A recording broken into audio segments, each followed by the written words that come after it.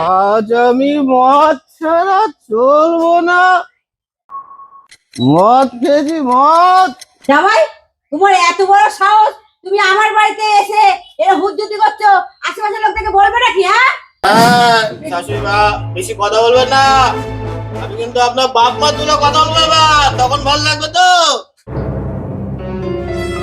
বেশি কথা বলবেন তো আপনাকে আমি ঘাট ধাক্কা দিয়ে বের করে দেবো।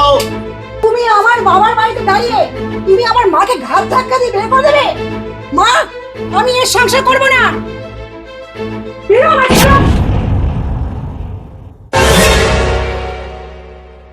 সাবাস সাবাস, আমি আজ মদ খাইনি, এই মদ খাওয়ার অভিনয় করছিলাম। তাই তো ভালোই জোর হয়েছে তোমার। এইভাবে ধাক্কা দিয়ে আমার বুড়ো বাবাটাকে তুমি বাড়ি থেকে বের করে দিয়েছিলে বলো? হ্যাঁ, তুমি এখন বলছো আমার বাবার গায়ে গন্ধ। ওই বাবাকে দিয়ে তুমি রান্না করিয়েছো, ওই রান্নার খাবার তো তুমি খেয়েছো, তখন তো গন্ধ লাগেনি। আর এখন বলছো আমার বাবার গায়ে গন্ধ তোমার।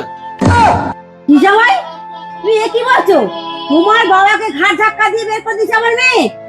তার যেটা নেই সে তার মর্ম বুঝবে কি করে? ছোটবেলা তো বাপটাকে হারিয়েছো। তোর বাবার সমান তো শ্বশুর, হ্যাঁ? আর তুই সেই শ্বশুরকে তুই গায়ে হাত দিয়েছিস? বেশ করেছি, আমি গায়ে দিয়েছি, বেশ করেছি। আবারও দেবো যদি আমার কথা না শুনে। কি বললি তুই? এই শিক্ষা দিয়েছি। বেরো, বেরো আমার বাড়িতে, বেরো, বেরো। যদি শ্বশুরকে সম্মান করতে পারবি, নিজে বাবার মনে করে, এই নিয়ে ঢুকবি। একদম এই বাড়ির দিকে আসবি না। তোর মতো মেয়ে আমার দরকার নেই। যা বেরো বাড়ি থেকে।